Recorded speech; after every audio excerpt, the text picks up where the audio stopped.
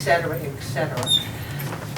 I know people like to do those kinds of things. Supposedly, the company has brought in business to the town, but I'm a citizen of this town. I do pay my, quote, taxes.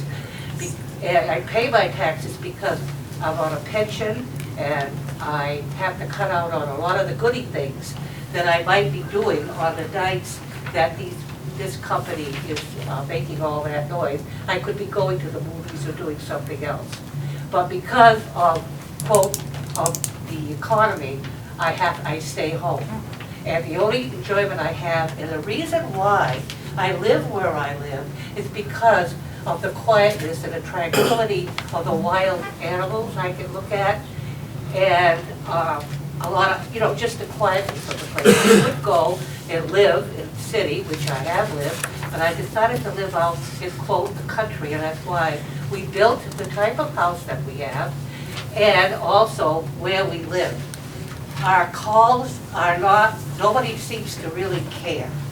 That is the main thing. My next door neighbor calls.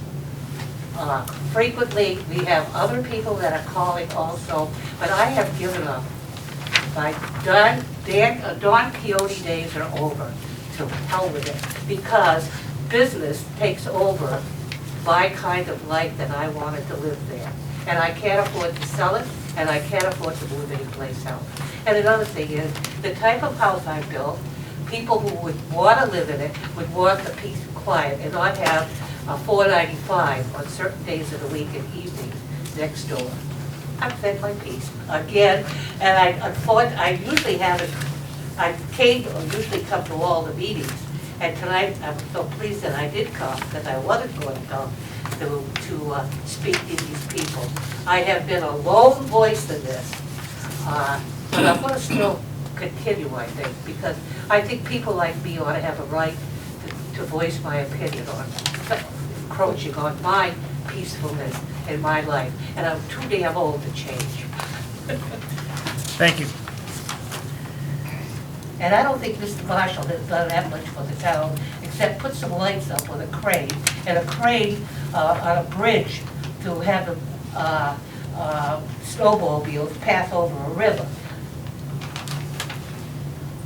And if he had things, the Lions Club, I'd like to know how much the Lions Club makes on the hot dogs and hamburgers they sell. If that is really doing a great thing for our community. And other businesses in town. And for new members of the board, that has been usually the issue that has been brought up or spoken about. And I believe the Board of Health has gone down there in the past. There has been a noise meter that it has been, and it may sound loud wherever the homeowners may be. It has not met the threshold of the level that meets the standard to be. It isn't the loudness of the noise.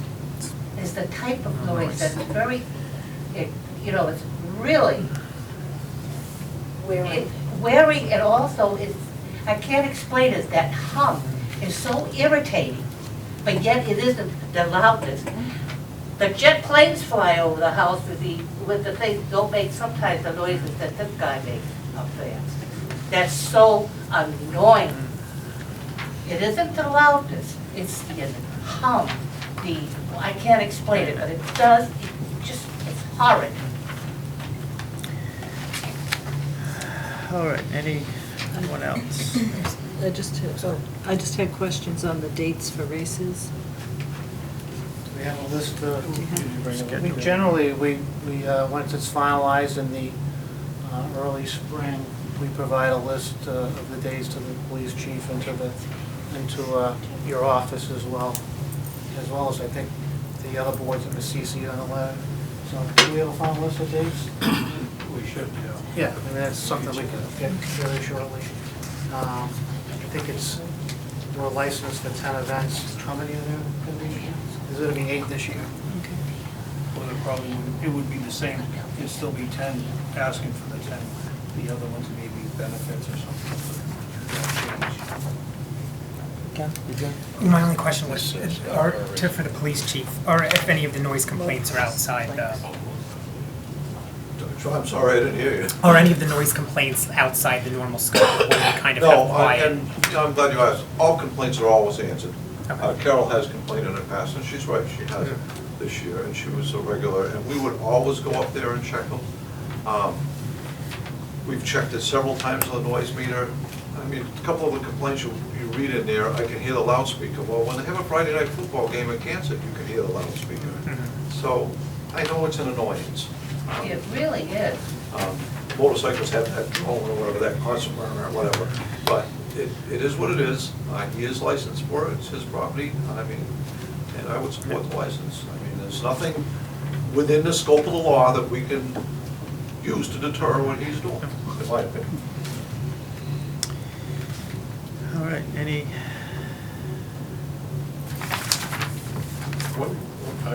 Is there anything that can be done to make that, to take it end up maybe helping? I mean, I'm asking the folks here, They have to meet a standard. There's a noise meter that can register them even at the tracks, and that's been done. And Rick's very good about not letting that sort of stuff in there. I know it's. I know it's, yeah, it's been brought up over the years, even before I was board attending meetings, and it's been the same, and it's been checked, I know, by the Board of Health had gone up there. We've got EPOs up there, Yeah. just to, you know, make sure everything's the way it's supposed to be. So, He does a good job. He runs a good, clean show. so, I would make a motion that we grant the recreational track permit to Crow Hill Motorsports Park. Second? motion made and seconded. Anything else? Yeah. Just like to, again, thank you guys for the good job that you do in bringing the business to town, and thanks a lot for all that you do. Okay, thank you. Julie? Yes. Doug? Yes. Diane? Yes. Ken? Yes. And yes.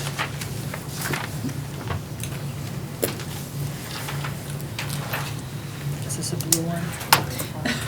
Thank you.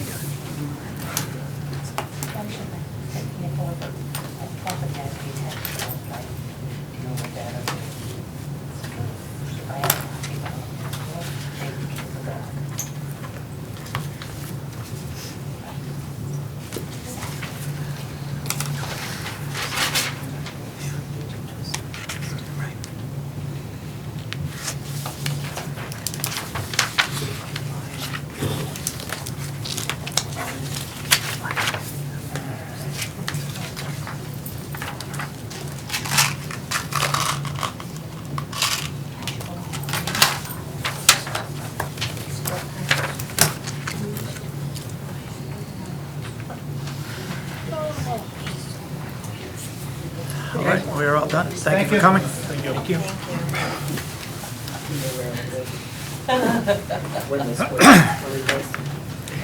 Your hair looks better now.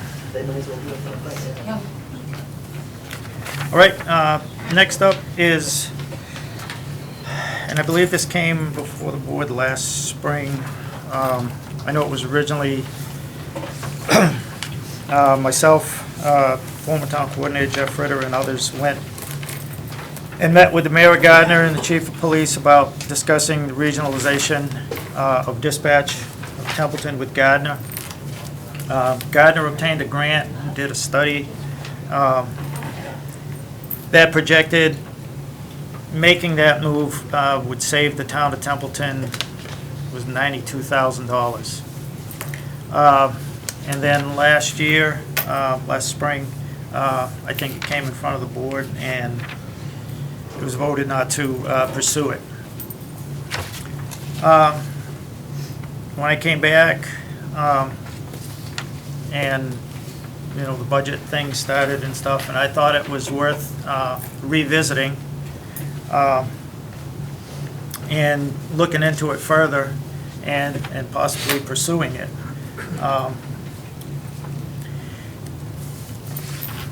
So I met with the mayor and said, you know, and talked about this and asked him how he felt, and if the city was still interested, seeing how they did the study, and then Templeton just said, no, we don't want to do it. And he thought it was worth pursuing again, especially since last year at the time, I think that police station might have still been up in the air, but now it's construction, it's gonna be done soon. So he sent an email with a sample of a letter that would need to be obviously on town letterhead and substituting, you know, the mayor from the Board of Selectmen for the town of Templeton. And this letter does not obligate the town to anything other than to show interest of regionalizing a PSAP and moving towards a rec. At the MMA meeting last month, I went to a little seminar, and there were a couple of towns that had done this, and I believe there was even an article in the Worcester Telegram last week or the weekend before. They have done this, and for the most part, it works.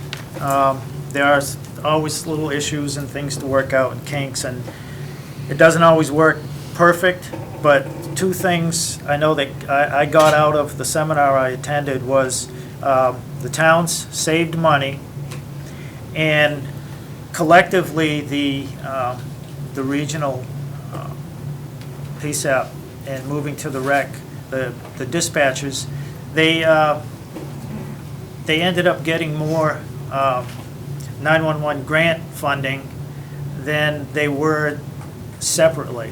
And no, it wasn't easy and it wasn't real simple. And it does take time to work through the kinks, and there are other issues to deal with. But as I said, the city of Gardner is still interested in pursuing this. The key is that it's projected to save the town $90,000.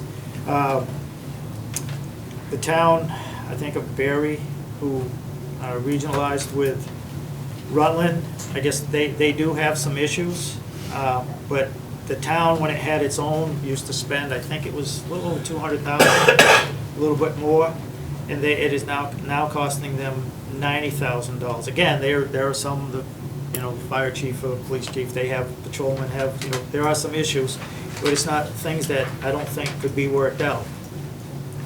And again, this is just a letter that states that the town of Templeton is still interested in looking at this. It's not, doesn't obligate us to anything. It just, so if there's any more grant money to study this or to look at this further, that's what this letter does. So, okay. I don't know who would best answer this, the police chief or, so obviously we get a substantial 911 grant to fund that portion of dispatch. And I know that you said that we would be eligible to get more, but is that more as a collective? Like, would we then lose control over that money? It would be, the collective would have that money as opposed to us, correct? Yes. Okay. So the money that would be saved is money that we generally get in grants anyway. Is that correct? Like, I'd like a chance to speak. oh, sorry. Can I, I'm sorry. Yes. When I saw this on the agenda and was looking through it, I had a different question for Chief Whitaker, and I asked him some questions about this so that I would know more, and I would like to ask I asked him about the feasibility and I would like to know if he could address the board and the public so that, I did have a lengthy conversation and I already know how I feel, but I would like other people to hear what I heard. So I wanted to ask the chair if Chief Whitaker could speak on this. Okay. Thank you. Copies for the boards. First of all, I guess I have to address an issue that we spoke of this morning, communication between the board or the chairman and department heads. Because I learned about this through my brother chiefs calling me. Phillipston and fire chief and police chief both called me on the same day and said, "What the heck are you doing?" I'm like, "What are you talking about?" And they told me, "Are you re-entering in a grant application with Gardner?" I said, "First I've heard of it." So I checked in with the selectman's office, and they weren't sure what it was, and there might have been something, so I kind of watched the agenda. And then Chief Dodge forwarded me the email that Mr. Bennett spoke of, and I'm like, wow, this is pretty surprising. You know, I run the dispatch center and no one's even asked me about it. It is a regional dispatch center. So on the first page of my letter, you'll see that we do have Jeff's email. On the second page is just something I typed up today because I had time. I wasn't, you know, if I hadn't been notified, which I hadn't been notified by the board that this was on the agenda tonight. You'll see that Templeton runs a very efficient and a very effective dispatch center. It's a dispatch center that's been used by a model by other dispatch centers that are regionalizing. Fact is, we did this study in 2010 with Templeton, Phillipston, Winchendon, Ashby, and Gardner. And that grant was facilitated by Gardner that time. What came out of that grant was that Templeton does not compare with Gardner. They're a city, we're a small town. The way we dispatch is quite different. Our dispatch is a full-service dispatch center, meaning we do everything from the dog officer to the light department. We provide on-call service, and the main difference is how we dispatch our emergency services. When we have a fire call, our dispatchers handle that call stop to stop. We have an EMS call, they handle it stop to stop. Gardner Dispatch Center switches their calls, their EMS calls, and their fire calls over to the respective agencies because they are full-time. That doesn't work for us. We don't have full-time fire, full-time EMS, 24/7. So if you will look at some of the notes I put on there, you will see in the last 5 years, I've applied for 911 incentive grants and have been awarded the last 5 years in a row. That totals $596,914,000 in 5 years that we've brought into the dispatch center. We've also applied for training grants, $31,000 to train our dispatchers that we've received over the last 5 years. We also get a reimbursement from the town of Phillipston to the tune of $54,000 a year, or $270,000, $520 a year. So, I don't understand why we want to outsource this to another community when we're bringing in all this resource. When you really look at the numbers, and I didn't add in benefits, my FY15 budget for dispatch is $210,503 currently submitted. Minus the $119,502 that we're going to get for the grant, $91,000 so far for us to run dispatch. Minus $54,105 from Phillipston, it's going to cost us $36,800 next year to run dispatch. That's not even the price of one employee for a top-notch A+ service. So when you look at the total grant funding that we've received, because we are a regional, which means we have one town. We're not a rec. We are a regional. Gardner is a rec. They are one town. We get more money than Gardner does because we're regional. We applied for a multidiscipline grant in 2011. We got $435,000 to upgrade our entire radio systems for every discipline for Templeton and Phillipston. Why would you want to give that up? Over the past 5 years, the dispatch center has brought in $1,035,914 in grant funding. So, if you flip the next page, you will see some of the other services that we do provide for the community, which don't cost you anything. And they are listed there on other services. Calls for service for the water department, sewer department, light department, highway, animal control, Narragansett Regional, Cemetery. It just goes on and on. You would have to have an answering service to cover a lot of this, or a lot of it is not going to be covered by a regional dispatch center, and we do it all right here for less than $40,000. Now, if you want to flip the next page, this is the budget sheet from. Now, we did a study in 2010, and we did another one in 2012, again funded by Gardner. Well, the Gardner applied for the grant application, and we entered into it. I didn't really want it when we did that. We had just completed one. I kind of knew where we were going with it. But if I can direct you down to the bottom of the page where it says current cost.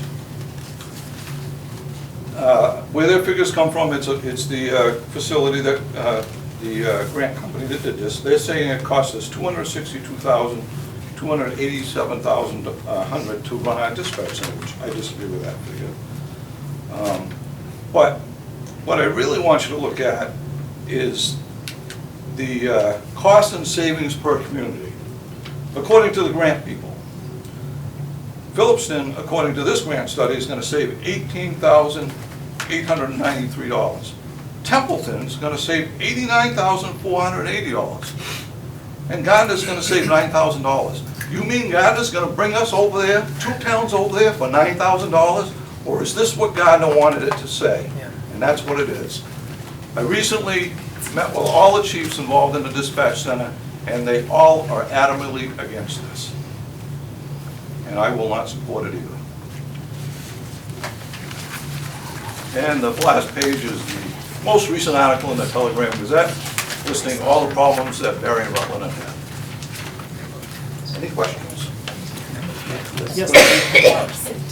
What would, is there any feasibility for Hubbardston to regionalize with us so that our dispatch Right. was? That'd be the best thing for us to do when we've tried. We recently just tried bringing Royalston in, over Winchton and scooped them up for pretty much nothing. Yeah. So it's a dog-eat-dog world, but you've got to pair up with a community that you pair with. A Hubbardston, a Peter Sam, and Ashburnham would meet with our needs. So if things don't go so good in Rutland, Hubbardston may, and I've actually talked to Barry also about regionalizing with us. Mhm. So we currently have the equipment in our station as a regional PSAP, which is key, because it's $500,000 to put that equipment in. We already have it. Gardner doesn't. Gardner wants this grant money. They don't want to provide Templeton a better service. They want the grant money. If you think Gardner's going to provide the level of service that you get from your dispatch center, you're mistaken. I would point out one thing in this article. It says the cost to Barry before regionalizing was $200,000 a year. The current cost is $96,000. So they did save. But they were not a regional dispatch like we are, sir. That's what, you're getting almost $120,000 a year right off the top. If that grant was not being funded, and they say it's going to be funded continuously because it's a tax on your cell phone service, I would say, yeah, then let's look at it. But why give that to them now? Because you're going to get a lesser service out of it. But if we don't have dispatch, what are the costs that we lose? As far as the cost to the town? What are the costs that we What lose would we not have to pay for? for not having dispatch? If we didn't have the dispatch located in the police station, is there anything that we pay for now that we wouldn't have to pay for moving forward? You have some maintenance costs for the equipment through the communication grant. You have the cost of about 1 employee, and like I said, I did not include the benefit cost, which would be 33% above what that. So your probably actual cost is around $50,000 for your dispatch costs, and plus we maintain about a $20,000 budget for radio maintenance within the dispatch center and all the other town radios. But the level of service is what you really lose. Dispatch centers get very, very busy. We run 2 people on Thursday, Friday, Saturday nights if it's a hot summer night or if it's busy. Gardner would have to run 4 people to service 3 towns. And once they start falling short or have staffing issues, I see that as a huge issue. A huge public safety issue to the officers on the street and the fire person. Virginia? I just wanted to say, we went through this in 2012, and we spent many, many hours going through the numbers, and they just didn't come out the way they advertised them. And the other thing is that the 911 grant has always been very kind to the town. You know, the police department has worked with us, and we've ended up with things that we wouldn't have had without it, so.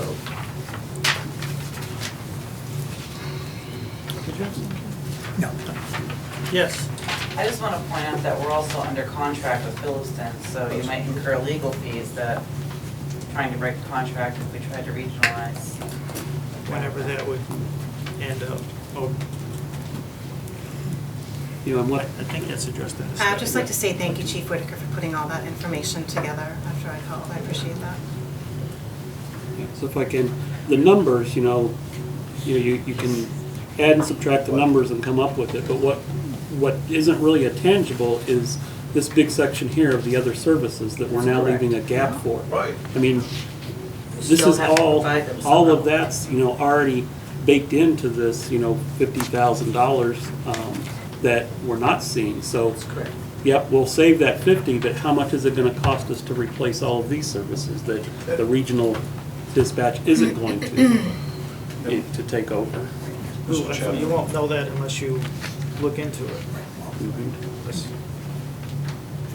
Diane, and then, There's also the human side to this. If our dispatch takes place in Gardner, they're not gonna know about the little old lady that I picked up on the side of the road 2 years ago who had Alzheimer's. She didn't have a coat on, she barely had shoes on, and when I called dispatch, they knew immediately who it was. They knew who to call. It was her daughter. I kept her in the car, kept her warm till her daughter could come and get her. Those people in Gardner aren't gonna know who that was. okay, Well, I just wanted to point out too that, because I know when I first moved to town, I thought it was like, I was surprised, I thought I heard wrong when they said to call police dispatch for like your lights going out. But obviously, the police dispatch does handle the water department, sewer department, and light department after our calls. So, I And mean, those calls will go to probably an answering machine, is that what you want to hear? Right, When you really need when your somebody? sewer's backing At least you up. get to talk to a person.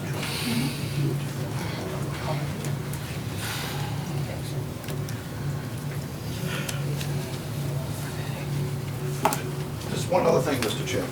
yes. We've done this twice in, well, essentially 2 years. We don't need to do it again.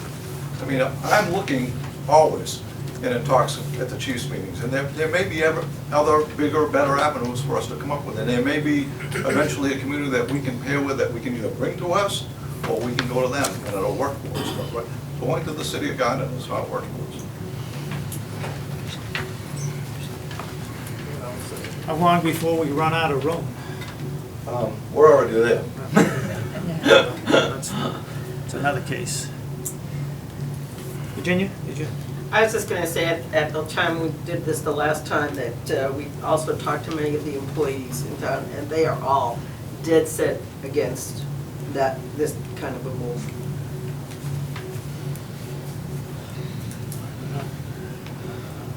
I think Yes. I think that you would, if you look around the room here, I see many of you shaking your head. Do you want, that they wouldn't want this, I think that the service that our police department, our fire department, our public health department, there is no price on that. 50,000, well, is that worth your life? Is that worth, oh my goodness, maybe yeah, there's. 100,000, maybe. Okay. I'm just saying, I feel like the general consensus just in this room is like a little bit of I don't have any shock. life insurance. Like, no, we wouldn't be able to, you're all worth everything. But my point is to be able to call and always speak to someone. I've never not been able to call and ask for the chief and say that dispatch always answers, and your life is very valuable. And to be able to call into one place and just, I don't know, you would lose so much. So much. As a town, as a community, with Phillipston, I don't know, that's a great loss. It's a great loss. I don't support that. No. I can't. Mr. Bennett? Yes. I didn't support it the last time. I don't support it this time.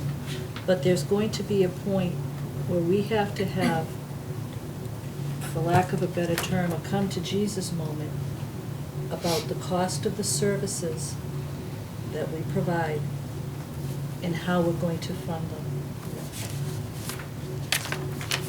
If we keep making exceptions, then we're backing ourselves into a corner, and we're going to be using stabilization and free cash, which we know we shouldn't do, to support our operation and maintenance costs. At this particular time, I don't think this is something that we should pursue. But we've got to figure out what we are going to pursue. what changes we're going to make. Because something's gotta give. Yes, Doug. I mean, regionalization has its benefits, and there are some regionalization options that are good. This one I don't think is, I would much rather see us pursue opportunities for other towns to regionalize with us, since we already have the infrastructure in place. I mean, there's a lot to be, you know, a lot, when you've already got the infrastructure, it's much easier to bring somebody else in than to just give up everything you've got and give it off to somebody else. So I would much rather see us pursue, can we get someone else to regionalize with us versus us regionalizing with someone else. But we're also limited by a lack of facilities. We are, but we are. We have, the equipment is in place. You'll never run the dispatch for what we are now for the price that you're getting for now because of the grant funding. Like I said, if that grant funding goes away, that's a different story. However, if you let that dispatch center move out of Templeton, you will never get it back.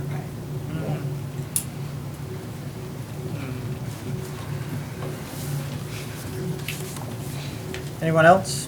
I'm not Yes. trying to belabor any point, I just want to point out that this kind of information that was just provided would be really nice for our town to see exactly what is provided by our dispatch. And this is just a small thing, but it goes to, I understand that we have a budget crisis and that we should be looking for absolutely ways to fix our checkbook, so to speak, but these are the things that people should know. Just talking about them is one thing, but seeing it in print is something entirely different. So a way to put these things like on a website or, you know, this is very good, thank you.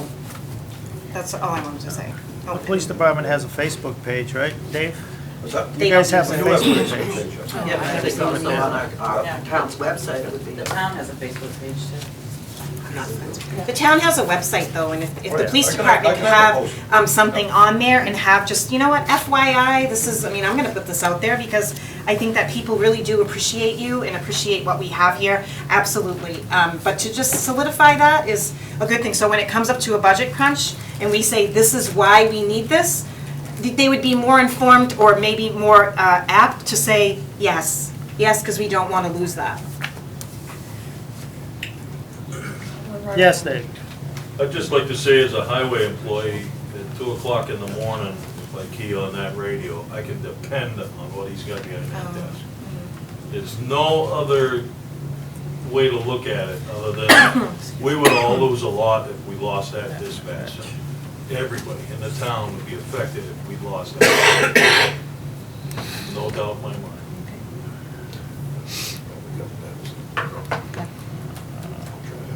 So, I work in the school. Yes. Just to expand a little bit on the question that came up about the finance, would soliciting Hubbardston or Royalston or some like-sized, what would the increase in grant funding into the PSAP that you currently have be if you've got another town involved? Is it? I'm just curious. They've changed the way the grant funding goes from when originally they set up regional PSAPs and we were granted this approximately $120,000 that stays in place. Bringing in a new community is population based. So a smaller community like Royalston might bring us another $20,000 or $40,000. A bigger community like Hubbardston might bring us that much more.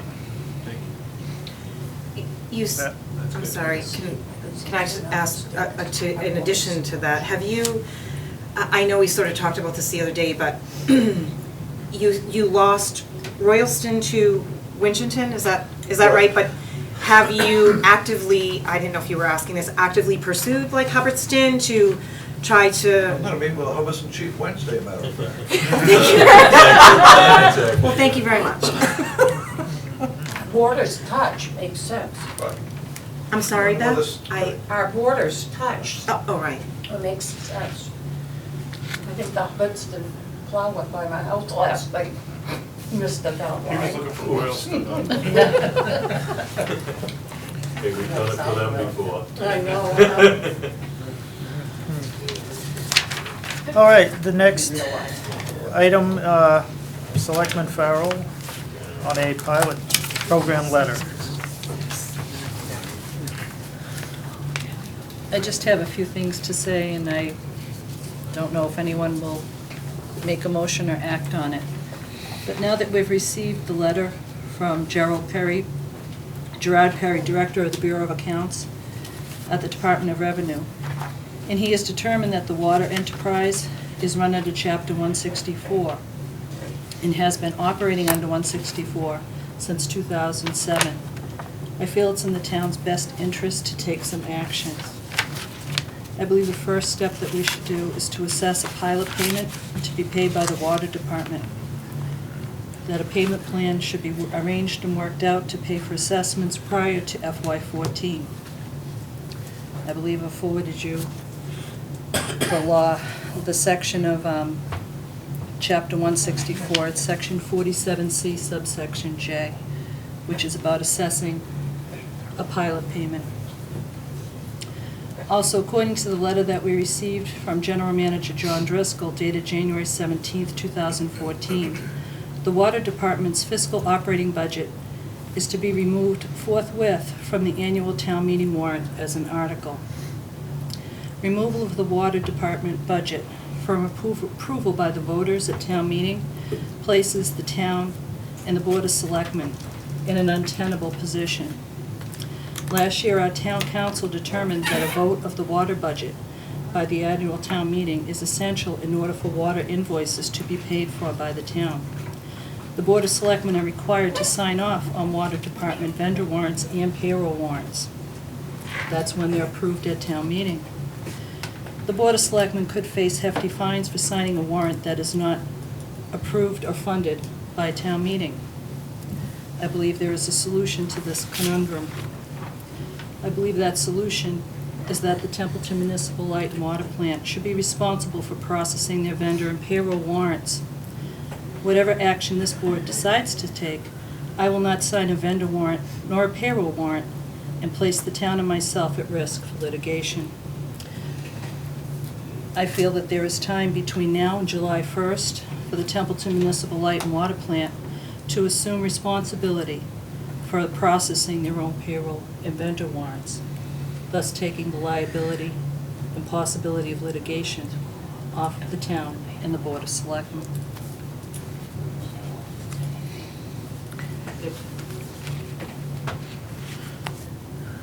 Just a second, anyone on the board? Doug? I do.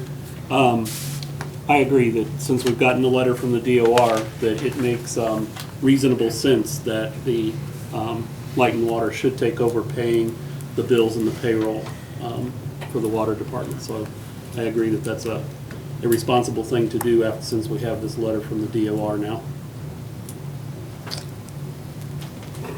If this is a wish of the board, I can meet and start the conversation about pilot payment and also discuss warrants and taking over payroll. I am familiar with other communities where the light department enterprise provides a pilot payment on the basis of a formula. Typical formula would be 0.0025 per kilowatt hour, for example, or something in that range. So I think what the best course would be to survey some light departments in the area, see if they have a formula, see what those formulae would be, and then maybe come up with a recommended formula that would seem to make some sense. If that's the wish of the board, we can get underway with that. Virginia? I read through 164 to see if there was anything in there that indicated that if they would be allowed to do that, and according to what I found, they weren't. So I went and talked to John, and he said if he could do that, he'd have been doing it a long time ago, but the state won't allow them to process their own paychecks, write their own checks. I think now that we have this letter from Gerard Perry, okay, I believe that will allow them to go forward and pursue that. Otherwise, the liability is all on the town and the Board of Selectmen. I understand what you're saying. Not It's just signing that it. I don't think that it's fees, I don't think that they can do it.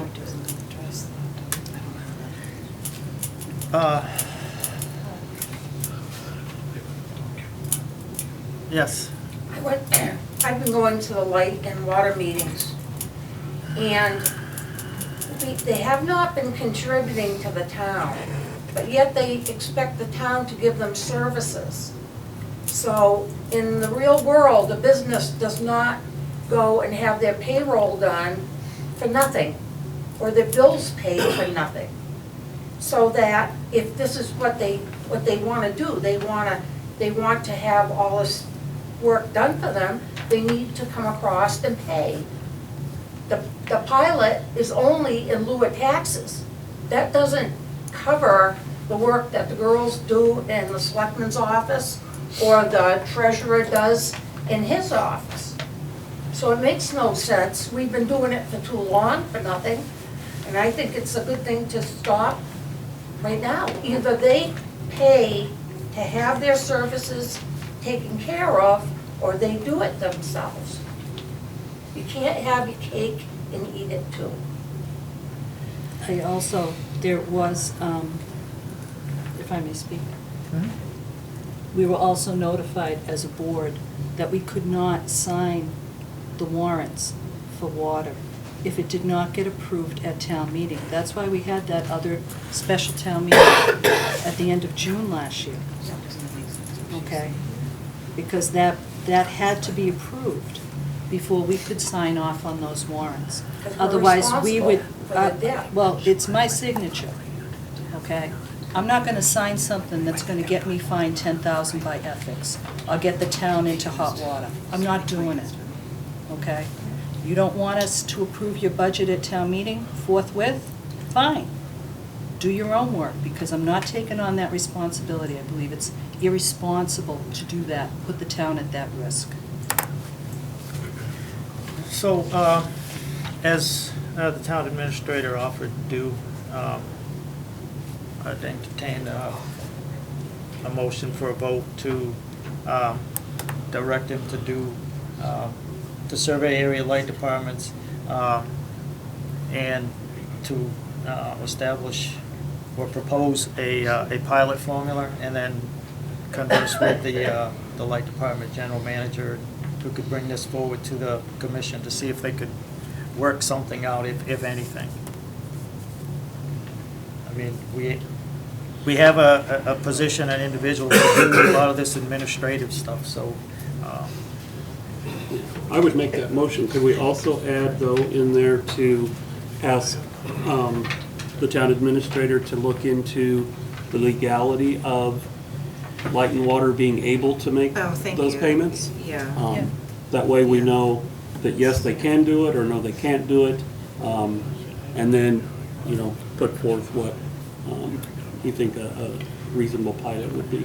And And also the sometimes- legality if we don't approve their budget. And sometimes those questions can be answered by the duty attorney of the day at DLS to keep town legal costs to a minimum.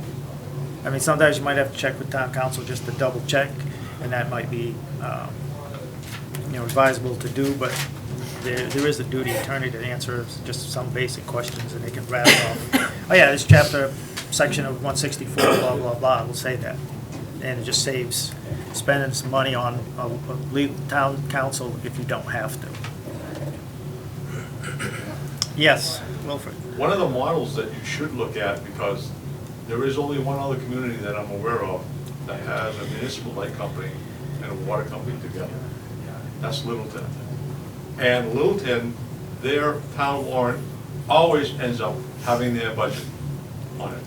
So, I mean, that was one of the things that I tried to bring out last time, is to the availability of that is the model. I think that's what was used. There is some probably maybe some differences, but we should explore what they're doing versus what this community is doing as far as that goes. And like I said, their warrant for their entire budget goes before the town. So I'm not sure why he's even choosing to end up doing what he's doing. and taking out. You're right, there's a liability here because we're responsible for the debt. We should be having some say as a community to their actual budget. All right, so we have a motion to, I'll second it. I think Doug made it. Did I get that right? Yes. all right. Anything further?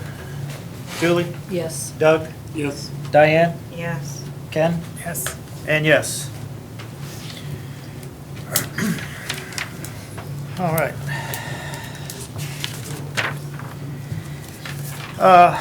Thank you. Keeping on that note, a few months back, or a month or so, Kay Myers was on vacation and generally does the warrant processing. The warrant wasn't processed for a week, and I think because of the time it went 2 weeks. And there were some emails and some inquiries about, when it was gonna do, what about, invoices getting paid and so forth. So we came into the selectman's office, and this has not been paid. It comes from the light department. It has Bank of America late payment fees due to the late process of warrant bills for $68. And that's dated January 30th, 2014. And there is a copy of, it's dated 1/14, late payment fee, $29. And then they have the math here on the side of how, so the total late payment fees for next month is $39. And then the $19 ones, again, they have it here for business card, late payment fee. On a minimum payment due is $30, the late payment fee is $19. So apparently the light department wants to bill the town for a total of $87 for late payment fees. Yet the DOR sent a letter, and the general manager and the light and water commissioners claim that they have, well, it states 164, that they have budget autonomy for light. So this was pointed out to me when it came in, and I pulled it to bring it before the board to discuss, whether to pay these or not.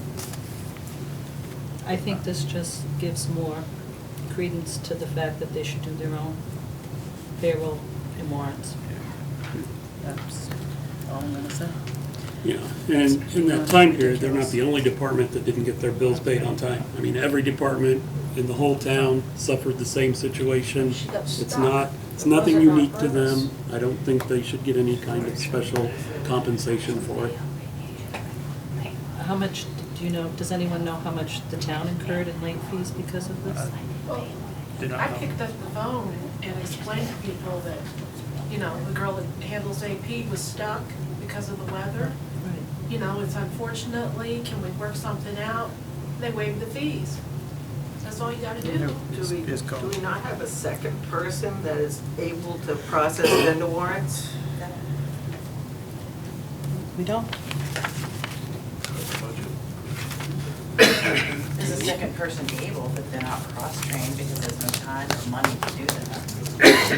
And the people that are doing it aren't really, it's not really in their job description anyway, so, Well, I we understand, don't but maybe have we should resources. look at Well, in a perfect doing a world. little cross-training department to department, just so that wouldn't happen again, that's all. Yes, How often does this happen? Probably first. not often. First time. Okay, so it seems like just a sticking point that, do we need to finish something? Do we absolutely need to have another person? No, can they make a phone call and ask if those could be waived because it was just a accident? And why, we're sitting here discussing this and we have a $500,000 budget crisis. Because it's, the board Okay, I'm just decides whether saying, to pay or it's not. $87. No, they have more money than we do. They do. Ken? And Well, I if they think- don't, well, they this raise is- the rates. well, this- That's, Yeah, no, they'll charge you a different. Hey, excuse me, please, let's maintain some order. Well, I think this is what happens, and I can understand. I mean, I don't think that they're being targeted, like you said, that there are, but given that they are Not so targeted, just. right, I don't think that Yeah. that their bill was paid late because they were targeted. I know that they Right. were not. But the problem with light and water, even though it has its own elected board of commissioners constantly being on our agenda, is it creates this environment where they assume that everything we do is out to get them. So they assume that this was done on purpose. And I know that it's not, and I'm not saying that it was, but that's part of this environment of hostility that we feed into continually, then creates this where now we're gonna spend a half an hour deciding whether or not to pay a $68 bill. We're gonna say no, they're gonna call their lawyer to say that we have to, since we took on the fiduciary responsibility of processing the warrants. They're gonna rack up a couple $1,000 legal bill, and then everyone's rates are gonna go up to pay for that legal bill. That's, I mean, this is the cycle that we're in, that we need to break. And to rack up those legal bills would be their choice, rather than them just pay the $87. Or us just pay it, since we're the ones that process it. Dave? I highly doubt he even tried to contact, using any of his valuable time to see if they could waive those fees. He did. One. And two, they are as hostile to this board Force. behind your back, and I've got recordings of it, you're welcome to. And it's just unbelievable. I've seen none of that hostility to them. And like Ken just said, it's happened to everybody. It wasn't targeted just to them. So, my question to the board is, do you want to pay this invoice or not? Should the town pay this or not? Unfortunately, the selectman, Robinson is correct. They will go that route rather than take a simple phone call to see if that will be waived. Let's pay it. And I've seen that, Well, and that is, I really have stopped going to that meeting because they do not end up taking well to even actually trying to help them. I went to that board with a Microsoft template for their budget because he had said he lost it, and all I got was venom, and basically, I said, it's either a yes or no, and it was, they ranted on for 15, 20 minutes about the budget in the past year, and it just, I don't know what the answer is, but I'm just saying that that's probably the. perhaps, Yeah, I've just asked to set up a meeting for Monday with the chair of the Light Commission and Water Commission, and maybe we can throw this into the pot as perhaps well. that, Just do that. Talk about it. Okay. That's the wish of the board. Is that acceptable, everybody? Just have Yeah. the administrator at least ask and see if they would. Oh, yeah, no, yeah. I don't think we need to vote on that. I think Okay. it just is common Okay, sense. you know, we explain it's not, well, then, only their bills that we're paying, it's everybody's bills. All right. How to do business. A couple meetings back, the planning board had put a request in front of the select board to abolish a common improvement committee. And it just got me thinking, and I know the last time that I checked, and I don't, we had 80 some odd committees in town, and I know the private road committee was created. I was on it in 2011, I think, or 10 or 11. It would never met. No. It never I was on met. it too. I mean, it just, I think it's one of those things, because there was some issue with plowing private roads. It was brought forth by the previous fire chief. There was a road that was real bad potholes, and it was a safety thing, and they said, okay, we'll agree to, it was talked about for a half an hour here, and it was fine, just grade the road, and then so a private road committee was set up. We're gonna look at all these private roads and maybe look at ones we could accept, or come up with a policy to do private roads, because it seems like it's been like a shoestring thing. Every time the issue comes up, we take care of that one, but it was never, so that committee, I don't think it ever met. There's also now this may be, but There's the Vision Committee for Templeton Developmental Center. I haven't seen anything about them, and that's not the only two. So I think maybe we should get a list of all the committees that have been appointed or thing, and see who's members and when they're met, and perhaps we should perhaps just, I mean, they're not meeting, you know, are they going over and getting sworn in by the clerk, find out how many people are actually sworn in, you know, authorized to meet? Because if you're not sworn in, you don't have that card, then, you know, there is no committee, you don't have any authority to meet and vote on anything. It doesn't matter what kind of committee it is. But there are all these committees on the books, but they're just, I mean, they're just taking up space. I think we should look at them and, you know, just dissolve them and do away with them, and take them off the books, and, because they're either not serving a purpose, or they don't have anybody on them that they're meeting. We creating committees, so yeah, we'll solve this issue, create a committee, and then nothing happens. So there's, in my opinion, there's just no sense of having all these committees.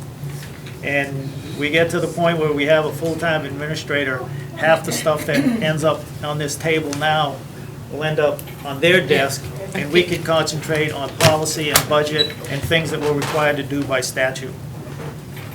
And then I'm very happy to do this, although sometimes it's like slapping a hornet's nest. The last time I did it, I have to tell you, was in Ipswich, Massachusetts. They established a commuter rail committee to oversee the extension of the MBTA commuter line to Newburyport. That was done in 1998.